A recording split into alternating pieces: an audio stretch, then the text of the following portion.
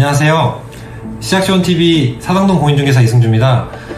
오늘은 여러분들이 부동산 계약을 하시면서 은연중에 이렇게 넘어가실 수도 있는 부분이고 한 번쯤 의아해 하실 수 있는 부분을 가지고 좀 다뤄보려고 합니다. 이 계약서를 제가 하나 뽑아왔는데 내용이 뭐냐면 계약서에 한 군데는 구주소, 그러니까 집원을 입력하고 나머지 한 군데에는 신주소, 그러니까는 도로명 주소로 입력하게 되어 있는 칸이 있어요.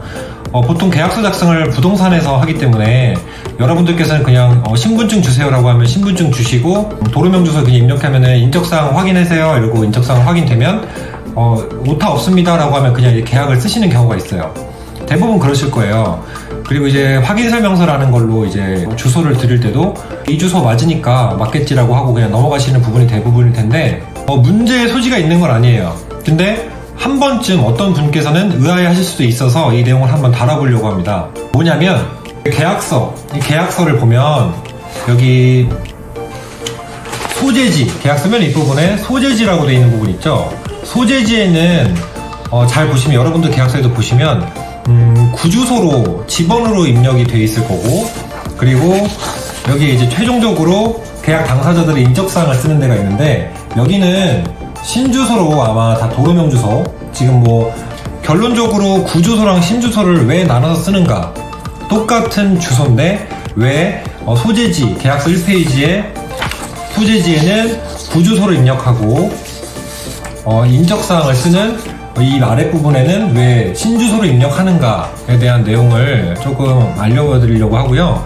사실 왜 구주소와 신주소로 나뉘었지? 라고 의아해하시는 분조차도 없으실 거라고 생각을 해요. 많이는 없으실 거라고 생각을 하는데 자세히 보시면, 여러분들도 계약서를 보시면 구주소, 신주소가 이렇게 나눠져 있어요. 물론 간혹 직거래 하시는 분들이나 아니면 부동산에서도 실수를 하거나 뭐 그럴 때 둘 다 신주소 아니면 둘 다 구주소로 입력하는 경우들이 있는데 뭐 그게 크게 잘못되진 않았어요. 그렇게 하다고 뭐 전입신고나 확정일자가 유효하지 않다라거나 뭐 그러지는 않는데요. 저도 사실 처음에 의아했거든요. 왜 물건지 소재지에는 구주소를 입력하고 개인 정보를 입력하는 신상 정보란에는 왜 신주소를 입력하는가에 대해서 의아했는데 제가 이거에 대해서 몇 가지 찾아봤어요. 자, 이유가 크게 이렇게 구체화되어 있진 않은데 거의 정형화되어 있는 대답이 몇 가지가 있어서 한번 알려드릴게요.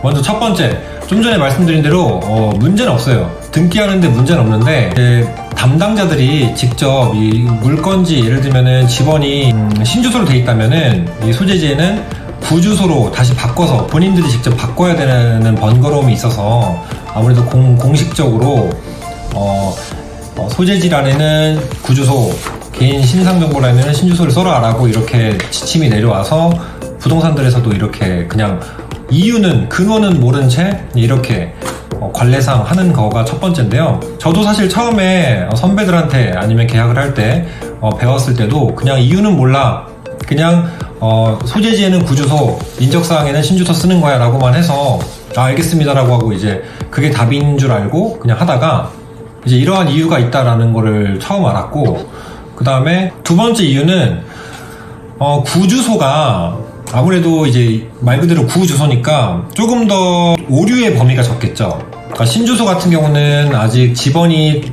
통용이 안 돼 있고 널리 알려지지 않았죠, 구주소에 비해서.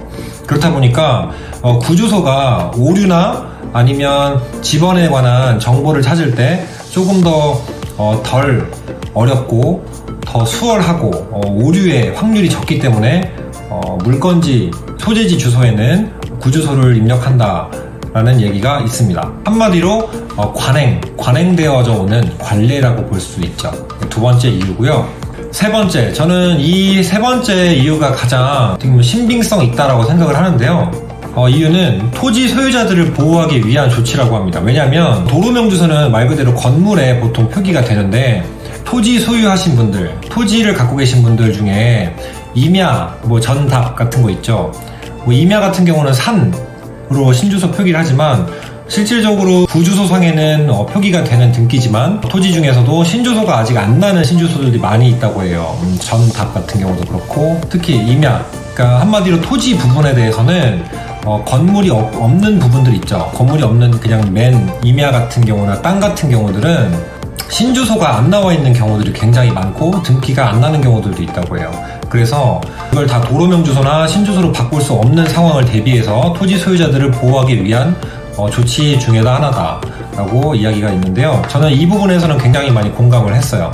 제가 사실 아직 토지 거래는 원활하게 하고 있지를 않아서 실질적으로 토지를 거래를 해봤으면 조금 더 같이 공감을 하면서 말씀을 드릴 수 있지만, 논리상으로는 제가 이 세 번째 이유가 가장 합당한 이유다라고 생각이 듭니다. 결과적으로 도로명 주소들을 쓸 수 없는 토지들 한정돼서 그런 토지 소유자들을 보호하기 위한 조치다 라는 게 세 번째, 이게 가장 공감이 된다라는 부분이고, 참고로 이런 내용들도 봤어요. 인터넷에 실수로 직접 거래를 했는데 소재지에 신주소를 입력했는데 어떡합니까? 라고 했을 때, 그럴 때는 등기가 안 나온 다음에 만약에 반려가 될 것이지만, 대부분 토지를 직접 거래하는 분들보다는 원룸, 투룸 아니면 주택을 직접 거래하시는 분들이 많기 때문에 그런 부분들은 대부분 도로명 주소가 나와 있고, 진짜 오지, 시골에 있는 부분들을 직접 거래하시는 분들보다는 아무래도 도심에서 직접 거래를 하시는 분들이 많아서 이런 거에 대한 큰 문제점이나 아직 뭐 이렇게 폐해 같은 거는 나와 있지는 않은 것 같아요.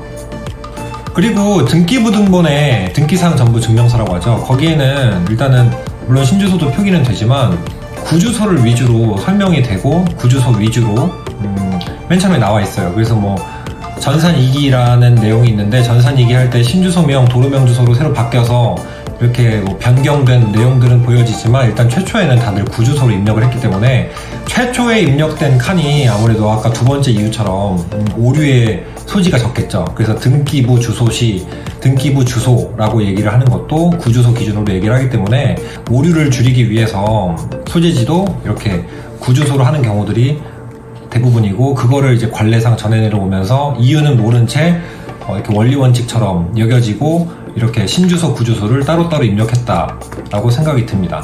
제가 아직 직접 보진 못했는데 사례들을 찾아보니까 이 소재지에도 등기상 주소, 그러니까 등기부등본상의 주소대로 구주소를 입력하지 않고도 신주소로 입력하셔서 등기가 나온 분들도 있다고 합니다. 하지만 한 번쯤 여러분들께서 이 내용을 알고 가시면 조금 더 좋을 것 같아서 이 영상을 짤막하게나마 남겼습니다. 네, 오늘도 짧은 내용이지만 도움이 되셨으면 좋겠고요. 이 내용이 이거 말고도 다른 원인이나 다른 이유가 있다면, 아시는 분이 있으시다면 댓글을 달아주시면 너무 감사하겠고요.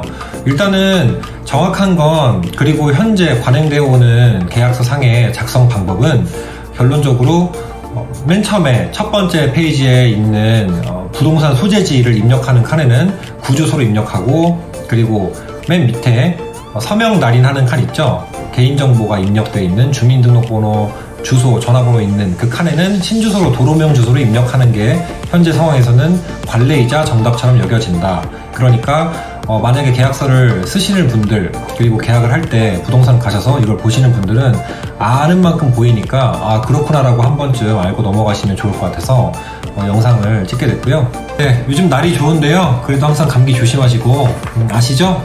구독, 좋아요는 잊지 말아주시고요. 네, 영상 시청해주셔서 감사합니다. 좋은 하루 되시고요.